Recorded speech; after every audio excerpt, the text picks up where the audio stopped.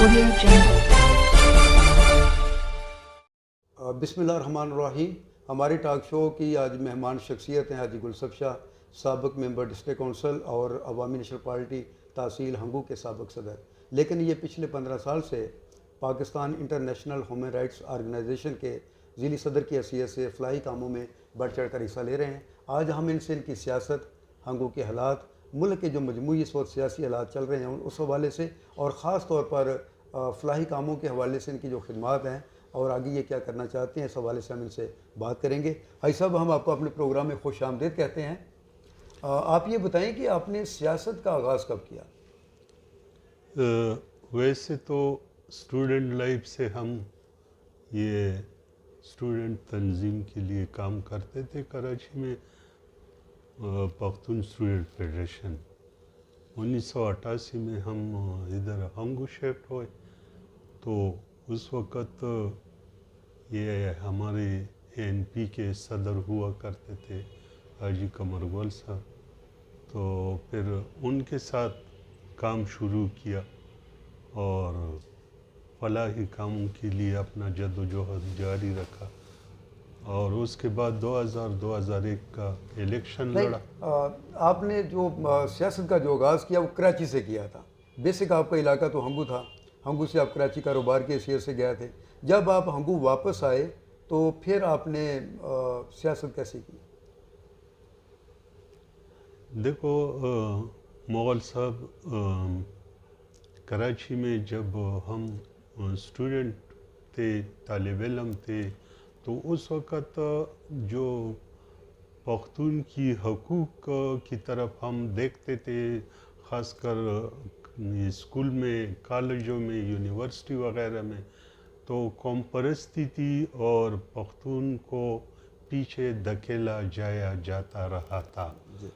तो उसकी वजह से ये जो जद्दोजहद का ख्वाहिश था वो बहुत ज़्यादा बढ़ गया और हम वहाँ पर बहुत ज़्यादा ज़रूरत महसूस कर रहे थे। उसी ज़रूरत के तहत हम लोगों ने वहाँ पर काम शुरू किया और पख्तून स्टूडेंट फेडरेशन में हम अपना जद्दोजहद 2001 में आपने गालबन डिस्ट्रिक्ट काउंसिल का इलेक्शन लड़ा था और आपके मुकाबले में बाकायदा तौर पर मुझे याद है कि एक अलाइंस बना था मुख्तलिफ मसले को कंबाइन करने के लिए, एक आपके मद्दे मुकाबल आए थे, लेकिन इसके बावजूद आप कामयाब हुए थे। उस इलेक्शन को आप किस तरह देखते हैं?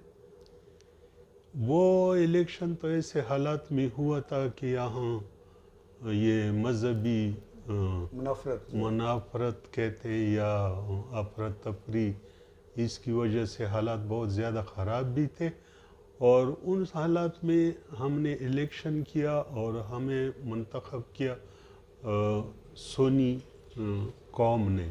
लेकिन जब हमारा इंतखाब हुआ तो अल्लाह ताला जन्नतुल फिरदौस दे मौलवी साहब अब्दुल्ला साहब को, कि उन्होंने मुझे ये गाइडलाइन दिया कि आप मुंतखब होने के बाद सिर्फ एक फ़िरके के मशर नहीं रहे हैं, अभी आपका हैसियत वो नहीं है, आप सबके लिए काम करेंगे और ये जो तासुब का जो सलसल है इसको ख़त्म करना है। आप डिस्ट्रिक्ट काउंसिल के जब मेंबर थे, आपके बारे में आम तासर ये पाया जाता है कि 5 साल तक आप डिस्ट्रिक्ट काउंसिल के मेंबर रहे। उस वक्त कोई तनख्वाह वगैरह मिलती थी आपको? उस वक्त तनख्वाह एजाज़िया मिलता था 10,000 रुपये पर मंथ, यानी जो डिस्ट्रिक्ट काउंसिल का मेंबर था। जी। आपके नीचे जो आपके सब मेंबरान थे उनके लिए भी कुछ था या नहीं था? नहीं, नायब नाजिम के लिए मेरे ख्याल में था और काउंसलर वगैरह के आपके बारे में अभी तक ये बहाम है कि 5 साल तक आप रहे लेकिन आपने वो अज़ाज़िया वसूल नहीं किया। वो अज़ाज़िया कहाँ जाता था, जब कौम को बता दें। ये तो आपने ऐसा क्वेश्चन किया कि ये मैं बताना नहीं चाहता था, लेकिन वो दीनी मदारिस के लिए आप हुआ, यानी इसका मतलब है कि 5 साल तक आपने सरकारी वसाइल जो हैं उनको बिल्कुल अपने मकसद के लिए इस्तेमाल नहीं किया। नहीं, मैं ये कह सकता हूँ और मेरा सेक्रेटरी साहब जो थे मुनीम खान, वो भी आपको बता सकते हैं कि मैंने अपने दौरे निज़ामत यानी नाज़िम के दौरान یہ سرکاری پین سے دستخط بھی نہیں کیا.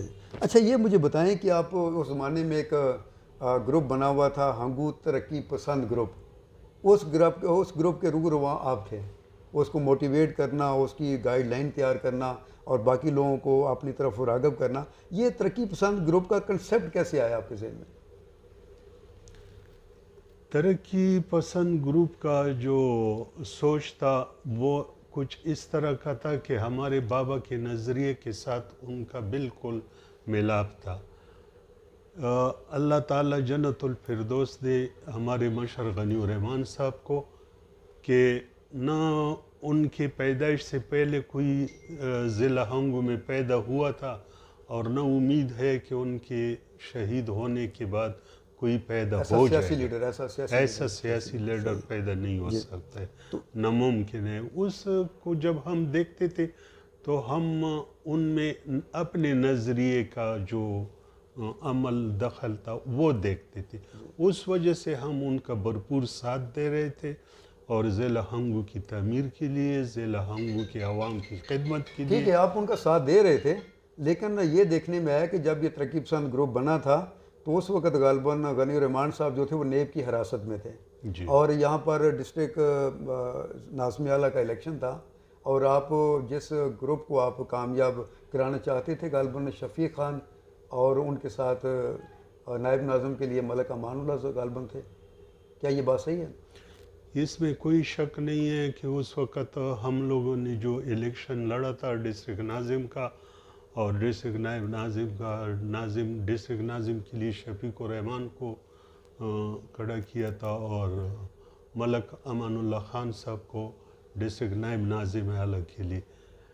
اس میں پہلا راؤنڈ ہم لوگ جیت چکے تھے، حالانکہ غنی الرحمان صاحب جیل میں تھے اور باہر کوئی خاص بندہ تھا بھی نہیں، لیکن اس کے باوجود پورے ہنگو نے ہمارے خلاف، تقریباً تمام پارٹیوں کا الائنس تھا، اس کے باوجود بھی ان سے ہم نے پہلا راؤنڈ جیت لیا.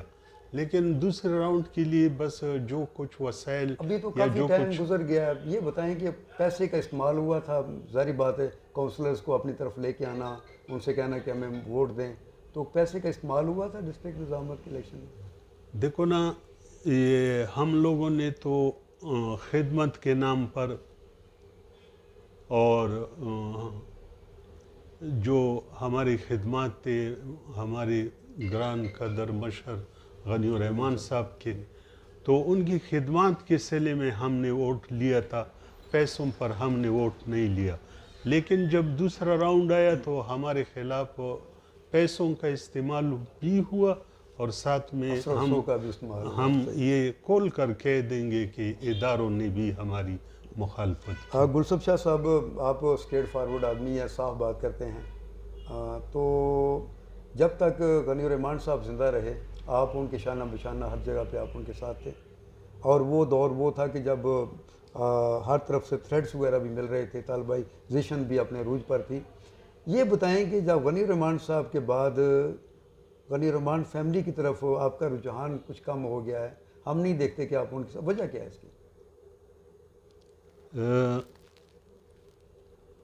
طارق بھائی، کچھ وجوہات گھریلو ٹائپ کے ہوتے ہیں، وہ ہم ڈسکس نہیں کر سکتے، لیکن صرف اتنا کہہ دیں گے کہ جب مشر زندہ تھے تو ان کے ساتھ ہر پارٹی کے لوگ تھے، یہ نہیں کہ ایک پارٹی کے تھے. اس کے ساتھ مسلم لیگ کے لوگ بھی تھے، پی پی پی کے بھی تھے، این پی کے تھے، ہر پارٹی کے تھے. ان کے شہید ہونے کے بعد ہر کوئی اپنی پارٹی کی طرف چلا گیا. ناظم صاحب، میرا خیال ہے کہ 2006 میں فلاحی تنظیم پاکستان انٹرنیشنل ہیومن رائٹس کے زیر اہتمام جب کشمیر کے علاقوں میں فلڈ زلزلہ آیا تھا، ارتھکویک ہوا تھا، بازار میں آپ نے کیمپ لگایا تھا اور پھر اپنی رہنمائی میں لاکھوں روپے اور 2 ٹرک سامان آپ نے بالا کوٹ بھجوایا تھا. تو یہاں سے آپ نے وہ علانیہ طور پہ فلاحی کاموں کا آپ نے آغاز کیا. اس کے بعد آپ کی جو فلاحی سرگرمیاں ہیں وہ کس طرح چل رہی ہیں آپ کی؟ دیکھو نا، یہ سوچ تو ہر کسی کا الگ الگ ہوتا ہے، اور ہمارا بھی یہ سوچتا کہ جہاں بھی مجبور یا مصیبت زدہ لوگ ہیں ان کا جس طریقے سے بھی ہو ان کی مدد کی جائے. آپ کو پتہ ہے اور آپ بھی اس کار خیر میں ہمارے ساتھ شریک تھے اور پیش تھے. خصوصاً ہم تو ہر جگہ اپنے صافی بھائیوں کی بہت زیادہ مشکور ہیں کہ انہوں نے ہر مصیبت میں، ہر تکلیف میں علاقے کے عوام کا ساتھ بھی دیا اور ہمارا بھی ساتھ دیا، اور اس میں آپ کے صافی برادری کا ہمارے ساتھ بہت بڑا وہ مدد تھا، اور آپ کی رہنمائی اور صافی برادری کی رہنمائی بھی ہمیں حاصل تھی. تو وہ کیمپ ہم نے لگایا تھا بالاکوٹ کی زلزلہ زدگان. میرا خیال ہے نور آواز ایڈوکیٹ کی سربراہی میں آپ نے بھجوایا تھا، آپ نے کہا کہ میں مصروف ہوں تو ہم لوگ ادھر گئے تھے. صحیح ہے. اور نقد پیسے میرے خیال میں ڈی سی کو دیے تھے. نہیں، نقد پیسے میرے خیال بینک میں جمع کروائے تھے، مجھے یاد ہے. وہ رسید ہم نے جو ہے نا وہ کی تھی، ہم اس کے تھرو لکھا. اچھا ناظم صاحب، یہ مجھے بتائیں آپ کہ ضلع ہنگو کے عوام کو اس وقت کن کن مشکلات کا سامنا ہے، کون کون سے مسائل ہیں میجر ضلع ہنگو کے جن کو ابھی تک ایڈریس نہیں کیا جا سکا اربوں روپے خرچ کرنے کے باوجود؟ طارق بھائی، یہ ایسے سوالات ہیں کہ ایک دو الفاظ میں ان کا جواب دینا ناممکن ہے، لیکن سیاسی ناسمجھی جو ہے اس کو ہم بنیاد قرار دیں گے کہ یہاں سیاسی ناسمجھی ہے اور سمجھتے نہیں ہیں اپنے حقوق کو حاصل کرنے کا، ان کے پاس کوئی طریقہ نہیں ہے. حالانکہ اس وقت جب غنی الرحمان صاحب زندہ تھے تو صرف 50 لاکھ روپے سالانہ ایم پی اے کو فنڈ ملتا تھا. ان کے شہید ہونے کے بعد تو ابھی گیس رائلٹی میں اربوں روپے مل رہے ہیں، لیکن یا تو اربوں روپے یہ لوگ اپنا حصہ وصول نہیں کر سکتے، اور یا ان کے پاس سوچ نہیں ہے کہ کوئی ایسا منصوبہ یہ لوگ عوام کے سامنے لے جو واضح ہو، جس کی تشہیر ہوتی ہو، جس سے ایک عام آپ یہ آدمی کہتے ہیں کو کہ لیڈرشپ کا فقدان ہے، لیڈرشپ کا، یعنی لیڈرشپ کا پیسہ بالکل بہت ہے، فقدان. گیس رائلٹی کا اربوں روپے ہیں، لیکن اب کوئی چیز نظر نہیں آ رہی کہ جس سے پتہ چلے کہ کچھ ہو رہا ہے. تو میں نے آپ سے یہ پوچھا ہے کہ ہنگو کے جو میجر مسائل ہیں وہ کون کون سے ہیں؟ یہ تو لیڈرشپ کا مسئلہ آ گیا نا. دیکھو، بنیادی مسئلہ یہاں پر جو ابھی اس وقت چل رہا ہے، جی، یہ علاقے کے لوگوں میں خوف و ہراس اور بد امنی ہے. خوف و ہراس، بد امنی. اور یہاں پر جو قدرتی وسائل ہے ان کو نکالنے کے لیے جو کمپنیاں آ رہی ہیں ان کو بھی یہی کہا جا رہا ہے کہ ہنگو میں امن نہیں ہے، اس علاقے میں امن نہیں ہے اور آپ لوگ کام نہیں کر سکے. حالانکہ کروڑوں روپے کے گیس، بلکہ پاکستان میں سب سے زیادہ جو امید ہے آئل اینڈ گیس کی وہ ہنگو کا ہے، ہنگو کے علاقے. لیکن یہ لوگ وہ اپنا کیس آگے نہیں کر سکتے. صحت کا مسئلہ ہے، صحت کا تعلیم کا مسئلہ ہے، تعلیم کا مسئلہ ہے، پانی کا مسئلہ ہے، آبنوشی کا مسئلہ ہے، بجلی کا ہے، انفراسٹرکچر کا مسئلہ ہے، بالکل ہے، اور بیڈ گورننس کا بھی مسئلہ ہے. بالکل. اور میں آپ کو صرف یہ کہوں گا کہ کل پرسوں میں تھوڑا سا بارش ہوا، اور اس بارش سے حالانکہ ہنگو میں پانی جمع ہونے کا یا کڑا ہونے کا کوئی جگہ ہے ہی نہیں، اس کے باوجود روڈوں پر کیسے یہ گند ابھر آیا. اور ناظم صاحب، سمجھ سے ابھی چونکہ ابھی آپ بلدیاتی نظام کا حصہ نہیں ہیں، خیبر پختونخوا حکومت نے نیا بلدیاتی نظام متعارف کروایا ہے، لیکن ابھی 6 مہینے گزر چکے ہیں، ان کے پاس نہ فنڈ آیا ہے، نہ ان کے پاس کوئی گائیڈ لائن آئی ہے، نہ ان کو اپنے اختیارات کا پتہ ہے. تو جب بے اختیار یہ سیٹ اپ ہوگا تو یہ ڈیلیور کر سکے گا؟ مغل صاحب، اصل بات جو ہے نا وہ یہ ہے کہ ہمارے عوام میں بھی وہ شعور نہیں ہے کہ وہ اپنے لیے ایسے نمائندے کا انتخاب کر سکے جو ان کا کیس لڑ سکتا ہو، جو ان کے مسائل کے بارے میں بات کر سکتا ہو. ابھی میں بری بات لیکن پھر بھی آپ کو یہ کہوں گا کہ آپ تھوڑا سا نظر ڈالیں منتخب لوگوں پر کہ وہ ان کا اتنا سمجھ ہے ہی نہیں. ان کو یہ پتہ بھی نہیں ہے کہ ہم نے قانون سازی بھی کرنا ہے.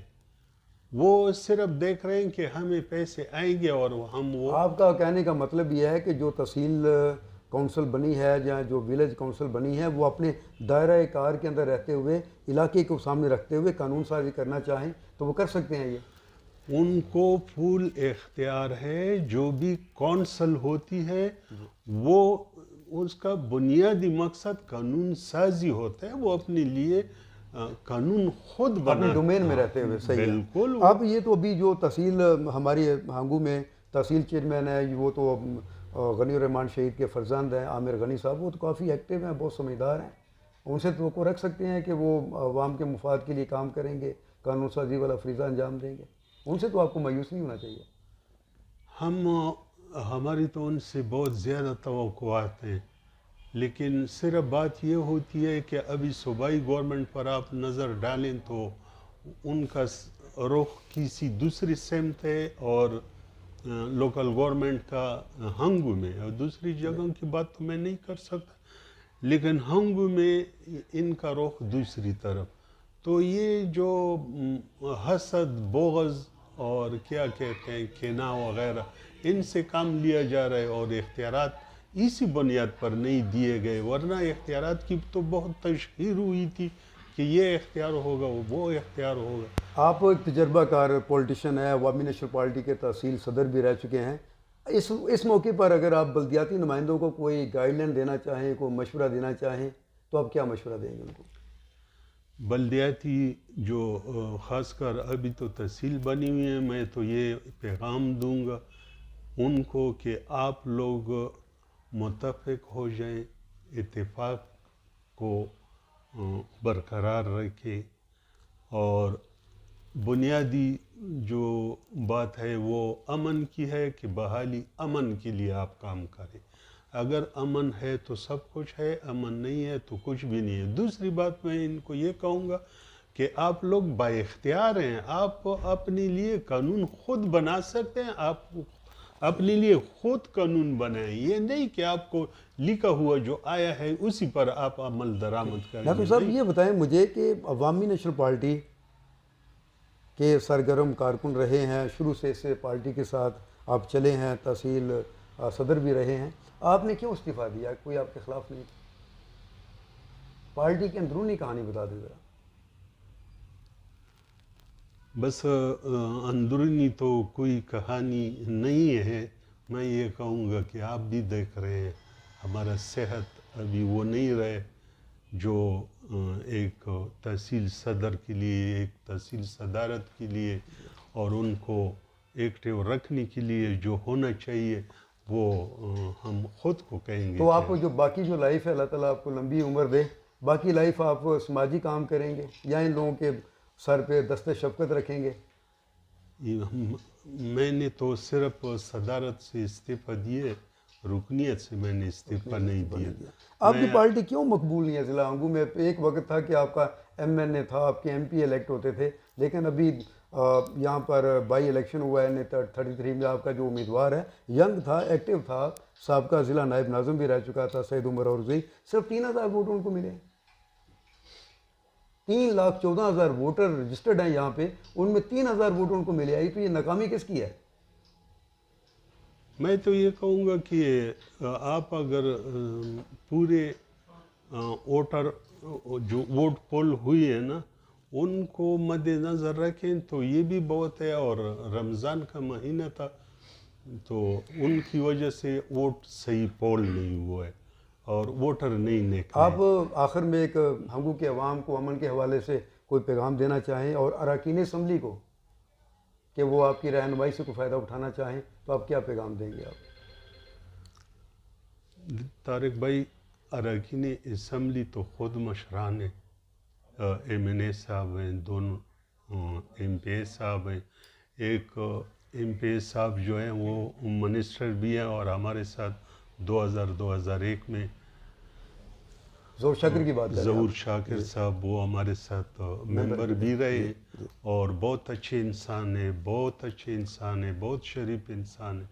ہمیں توقع ہے کہ وہ امن کی طرف قدم اٹھائیں گے اور محنت کریں گے, مشقت کریں گے اور خصوصاً امن کی طرف میں مساجد کے علماء سے بھی درخواست کروں گا آپ کے چینل کے حوالے سے کہ آپ بہتر پیغام دے سکتے ہیں.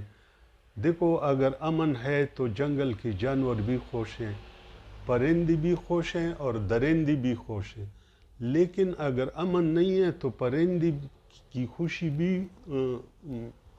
برے نام ہے، نہیں ہے، نہیں ہے، صحیح. اور اگر درندہ ہے وہ بھی نہیں ہے.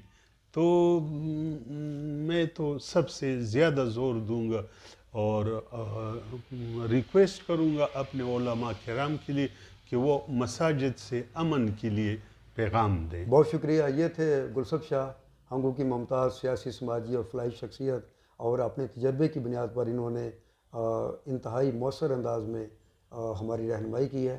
انشاءاللہ اگلے پروگرام میں ایک نئے مہمان کے ساتھ حاضر ہوں گے. اس وقت تک کے لیے اجازت دیں. خدا حافظ.